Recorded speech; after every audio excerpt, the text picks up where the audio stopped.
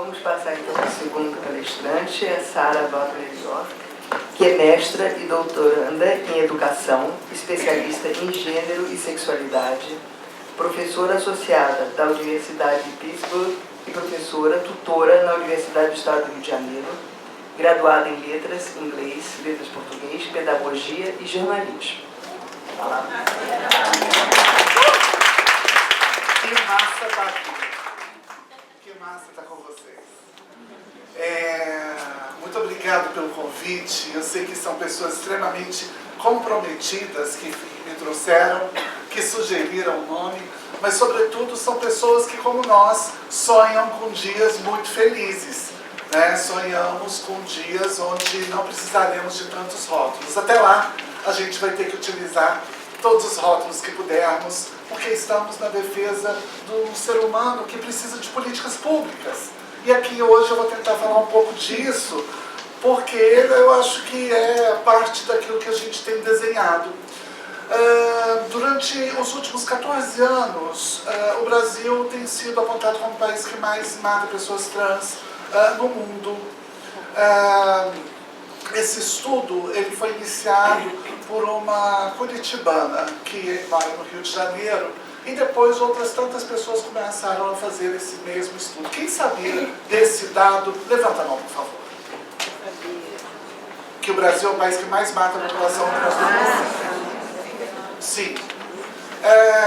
Quem sabia que esse dado é produzido por mim? Levanta a mão.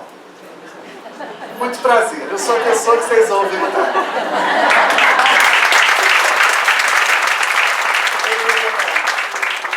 Eu começo dessa forma porque a gente sempre pensa na morte de pessoas como aquele cara que veio com a faca lá de algum lugar e esfaqueia a travesti, no meio da rua, porque ela estava fazendo uma pegação, ela estava prostituindo, ela estava mamando, fazendo alguma coisa. A gente tem esse negócio, Melanie Klein ensinou pra gente o que é mamar. E então, esse lance das travestis que mamam é um problema que a Melanie Klein discute. Eu não vou falar de Melanie Klein nem das travestis, mas eu quero dizer, nesse sentido mais leve, até para ser prazeroso e gostoso, a interpretação e a interação com os significantes dessa nossa conversa, aquilo que a gente tem dos dados, Porque quando a gente pensa num país que mais mata, a pergunta que se faz subsequentemente é: quem mata?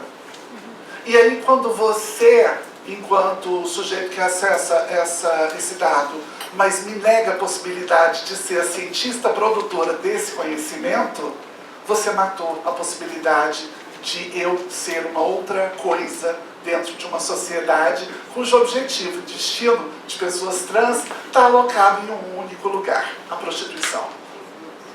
É essa lógica que a gente vai tentar conversar aqui com vocês nos próximos 17 minutos. Tem um relógio aqui de frente. Então, a gente está falando, parece que de 6 milhões de pessoas no Brasil, segundo dados estatísticos da Unifesp, mas também segundo dados que aparecem no portal, nos portais da Organização Mundial de Saúde e da ONU, como pessoas contabilizadas como intersexo. Intersexo, via de regra, tendem a ser pessoas traduzidas e tratadas dentro do conceito-chave de pessoas trans, mas somariam mais um pedaço, dadas suas especificidades físico, bio, anátomo, cromossômica, discutíveis, não é? Então, quando a gente soma esses números, nós estamos falando de uma população imensa. Alguns dados nos mostram em pesquisas que estão disponibilizadas nas minhas redes sociais, Sara Wagner York, lá no Instagram ou no Facebook, que parte dessa população sofre com coisas muito específicas por serem ou por estarem alocadas dentro de um processo que é identificado no campo daquilo que uma preta, feminista e sapatão nos ensina, chamada Patricia Hill Collins, nos ensina como imagem de controle. Aquilo que a gente olha e imagina como sempre o pressuposto. Quantas pessoas aqui já tiveram aula com uma travesti? Por favor, levante a mão. A partir de hoje, todos poderão levantar a mão depois desta conversa. Os processos de interação e de identificação, se é que a gente pode utilizar esse conceito psicanalítico tão profundo e que nos remete a tantas formas dentro do campo da linguística, mas também no campo da psicanálise, eles nos levam a pensar sobre os processos de sexuação dos sujeitos, né? E esse processo, eu como educadora e leitora de textos psicanalíticos, mas também de tradutora do texto do Paul Preciado, Je suis Amon qui vous parle, que vocês devem conhecer, né? Então meu nome não é uma novidade, porque vocês viram quem traduziu para o português, obviamente. Estou sendo irônica, porque você ninguém leu. Quer dizer, nervoso. Então, nos processos de sexuação, o que acontece, né, sobretudo na educação? Existe aquele período em que a gente começa a ter os controles dos esfínteres. O mesmo que vai acontecer no início da vida, vai acontecer depois, lá no final. Eu espero, né? A gente sai, e essa tem sido a minha incisiva batalha. Dizer que a gente sai da fraldinha e com alguma sorte, dinheiro, a gente volta para ela. Não estou tentando elaborar ainda esse retorno. Eu sei que não é glamouroso ainda. Então são esses dois momentos em que a sexuação ela acontece, né? E essa sexuação é o processo exato de produção de uma realidade, subjetividade e nuances de corporificação de significado significante que o sujeito vai ter para poder se entender dentro de um mundo dito binário. Não à toa, quando a gente começa o primeiro vídeo, a gente viu um menino e uma menina. Ou a nossa mente, ou essa imagem de controle do sistema binário nos levou para esse lugar. O que tem acontecido nos últimos tempos, para dizer mais especificamente, nos últimos 30 anos, né? Eu estou falando aqui nesse modo como a gente subverte algumas coisas, e acho que a grande maioria aqui era da época dos simpatizantes. Eu lembro de vocês. Éramos gays, éramos bichas, entendidos e simpatizantes. Eu era simpatizante. E é pra mim porque o S era de sapatão, não era. Né? O S era outra coisa. Estou dizendo isso porque nós temos uma regulação da sigla, né? A partir... Olha como são várias pontas nessa conversa nossa. A gente está falando de sexuação que está acontecendo na escola, então crianças que estão indo. Crianças para a escola que não tem nada a ver com heterossexual, nada disso. Elas são só sujeitos que estão ali se identificando e buscando suas identificações diversas. Quem trabalha com psicologia da infância sabe do que eu estou falando. Então o que vai acontecer mais adiante é que existe um processo de produção de uma singularidade de subjetividade dessa criança quando acontecem coisas lindas do cotidiano escolar. Por exemplo, eu assisti uma professora linda que estava na escolinha e ela fazia uma fila só. E aí vinha todo mundo da escolinha. E a musiquinha que ela cantava era: pelo fim da fraldinha, pelo fim da fraldinha, meninos da cueca, meninos da calcinha. Que coisa linda! Os meninos iam para um lado, porque sabia que tinha cuequinha, as meninas iam para o outro, porque sabiam da calcinha. E aí acontece o processo de controle do esfíncter. Olha que lindo! E é por conta dessa lindeza que todo mundo foi para o inferno. Chegamos aqui com o Henrique Vieira de manhã, né? Para se libertar desse lugar. Porque nessa prenderam nossas subjetividades infinitas em duas variantes que são tão complexas que vão delimitar aquilo que você é, veste e se sente. O sapato que você usa, o vestido que você está usando, a escolha do seu brinco, esse anel de brilhante de 70 pontos. Tudo foi definido por uma indústria que sabia exatamente como se dava o processo de sexuação e insistentemente produziu dessa forma e que a gente conhece como moda. Bom, voltando um pouco mais atrás, eu posso falar que essas prerrogativas, elas vão trabalhar dentro de pressupostos de sistemas de governança. Esses sistemas, eles seriam até compreendidos como alguma coisa no sentido lá das dinâmicas do poder que foram estudadas pelo Foucault na história da sexualidade. Mas eu estou falando além disso, não estou falando só do Foucault. Eu estou falando de uma estrutura brasileira onde nós, GLS, umas bichas com a sapatão, com os entendidos, né, e os simpatizantes, como que a gente pegou isso e se tornou GLS? Logo naquele momento em que há um ápice do movimento do HIV no Brasil. Eu estou falando de década de 1980. É em razão dessa estruturação que a gente começa a demandar políticas públicas. Não à toa, a sigla a seguir será GLBT. Por que GLBT? Porque era de gays, lésbicas, bissexuais, e travestis, transexuais e transgêneros. Mas a sigla não é GLBT, Sara. A sigla é LGBT. É uma convenção que foi estabelecida já nos anos 2000, porque tínhamos todas as mesas compostas com aquela maravilhosidade, com 3 homens sentados, todos homens performando a heterossexualidade, mas se dizendo gay e falando em nome de gente como eu. Complicado, né? 3 homens discutindo patriarcado, nenhuma mulher na mesa. A gente estava falando só de religião. A discussão, ela vai se aprofundando. E é claro que a gente vai aprofundando porque nós estamos aqui fazendo uma intervenção naquilo que deveria ter sido feito no momento em que um presidente mostra um kit gay mentiroso. E aí a culpa não é de quem está mentindo, a culpa é de quem permite que a mentira vá adiante. Então a intervenção do comunicador que estava apresentando. Eu estou usando um exemplo que todos conhecem.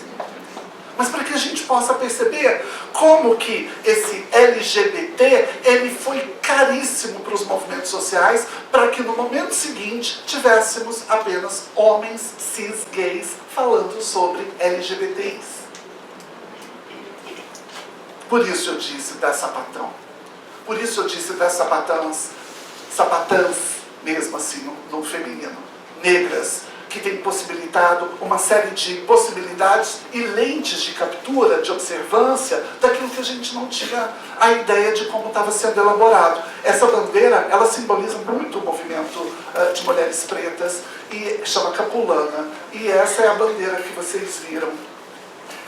Entre os anos 2000 e 2018, a gente poderia pensar alguma coisa, mas eu ainda vou voltar atrás. Quando acontece a despatologização das homossexualidades, em 1991, para que a despatologização das transexualidades viesse só em 2018. E a gente continua tratando o travesti como gay evoluído e sapatão como homem trans mais ou menos feito.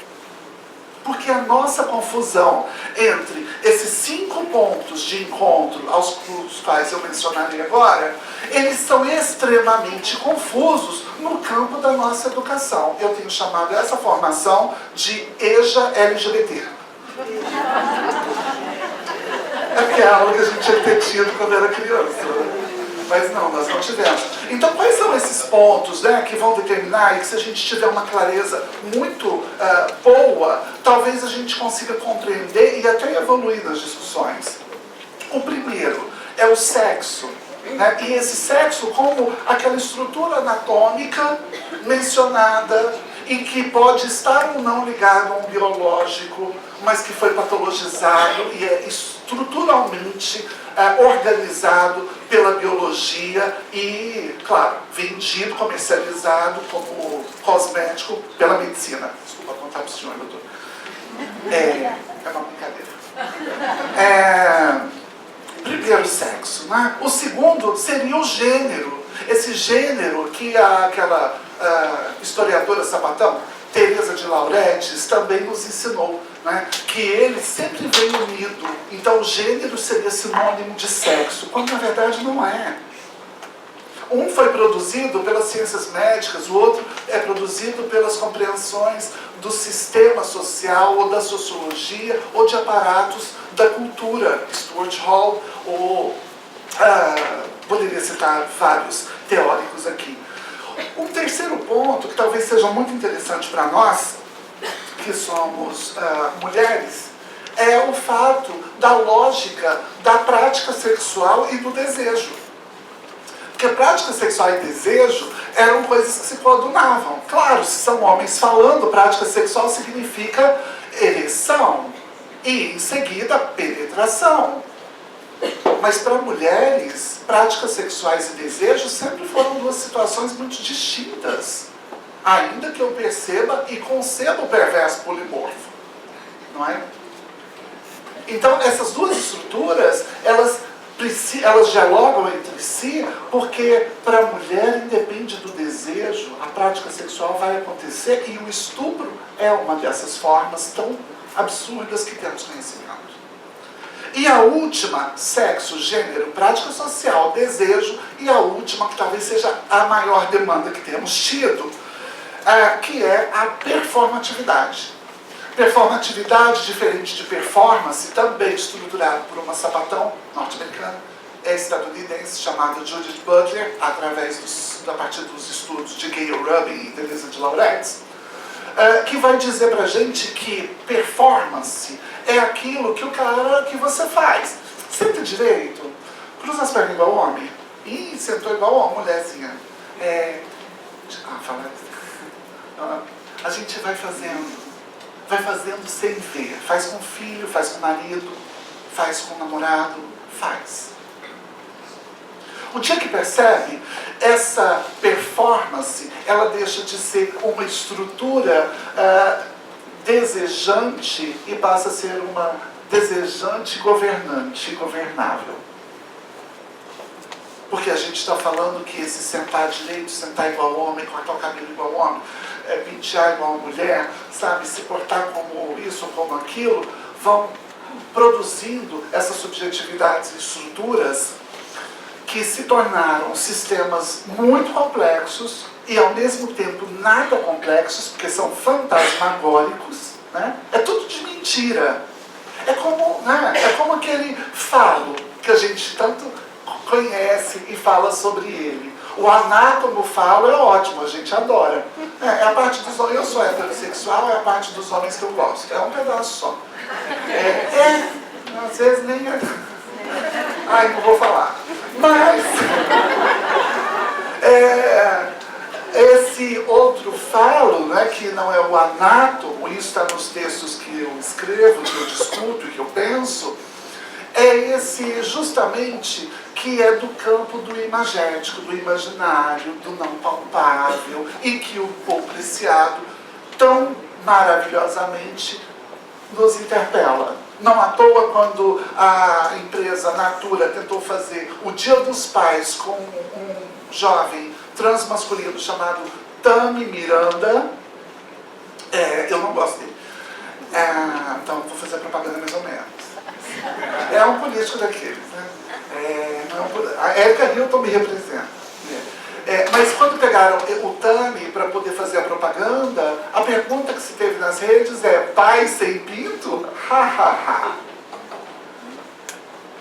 Quer dizer, porque ele é público, a gente imagina que deveria ter.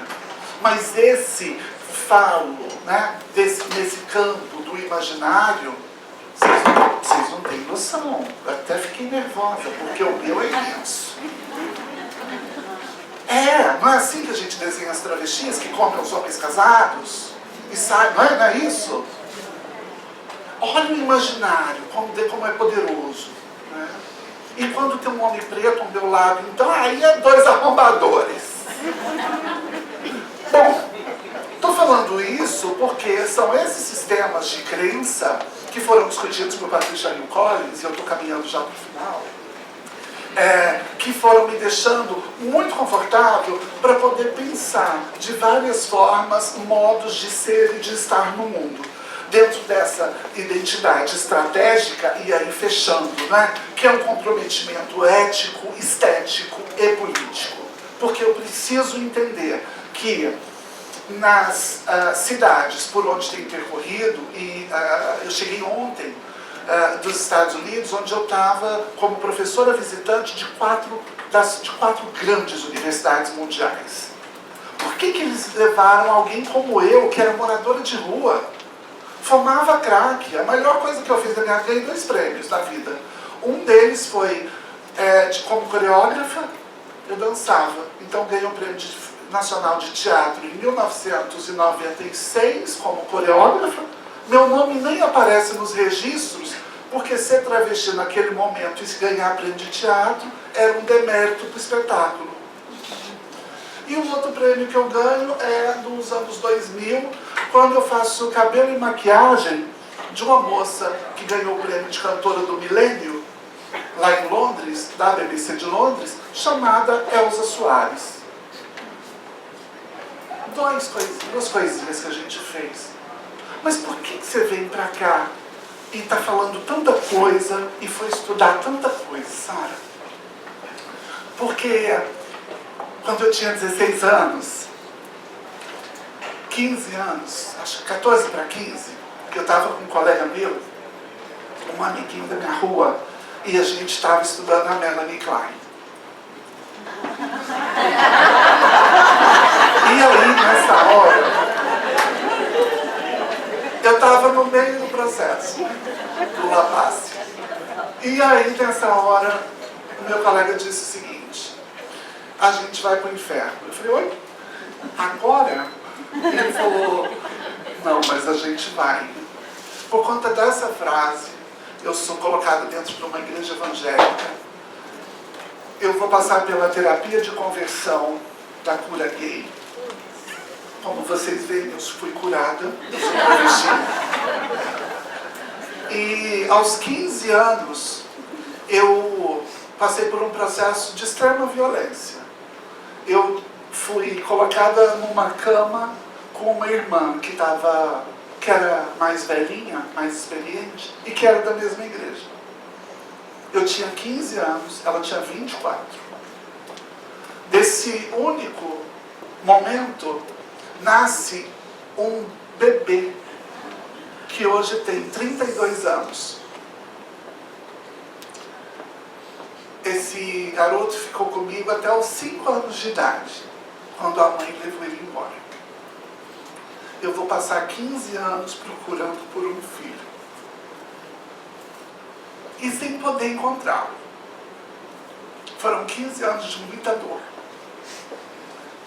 E aí eu vou parar na rua, eu vou morar na Cracolândia e eu vou conhecer péssimos momentos da história. Quando eu voltei, quando eu fiz a overdose, e aí eu fui eu mudei o meu estilo de vida, porque eu decidi matar esse filho, para não pensar mais nele. Eu reergui e fui morar em Londres, que foi um lugar onde eu tive por algum tempo. Alguns anos depois, em 2011, o meu telefone, uma pessoa mandou uma mensagem: ligar no Brasil, gente. Eu falei: não tenho intimidade com esse povo, nem falo português. 2 dias depois eu pensei: por que não? Eu não tenho parente. Quando eu era criança, para sentar direito, minha mãe me queimava com cigarro. Então, várias partes do meu corpo são queimadas. Depois, com esse filho, foi um pouco mais difícil.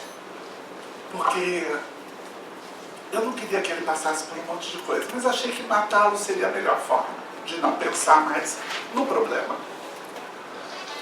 E eu decido ligar no Brasil. Quando eu ligo, a última vez que eu tinha visto meu filho, ele tinha 5 anos de idade. Fiz o cabelo de Elza Soares, ganhou o prêmio de cantora do milênio, Elza me dá um selinho, essa foto viraliza. Alguém que conhecia meu filho e minha mãe dele manda uma mensagem e alguém diz, ligar no Brasil. Eu liguei. Quando eu liguei, eu falei, alô? A pessoa respondeu, alô? Eu pensei, nossa, mas a voz está parecida com a minha. Alô, aqui quem está falando é a Sarah York, de Londres. Bem assim. E aí do outro lado a pessoa disse, bença, pai, que saudade do seu cheiro. Falei, quem está falando? E ele disse, sou eu. Eu te procurei a vida toda. Eu demorei alguns meses para me organizar e voltar para o Brasil. Eu pensei, eu sou uma cabeleireira reconhecida e eu quero só o meu salão de beleza e meu filho perto de mim.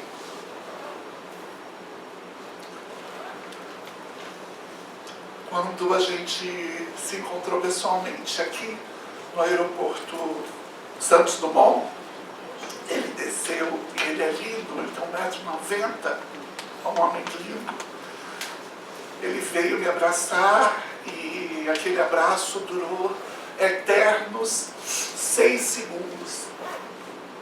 Ele disse, pai, como eu te amo e como eu lembro do seu cheiro, como se fosse ontem. E eu falei, eu só posso sentir. 6 segundos durou o abraço, porque no 7º 2 homens disseram, olha o que os viados estão fazendo no mundo.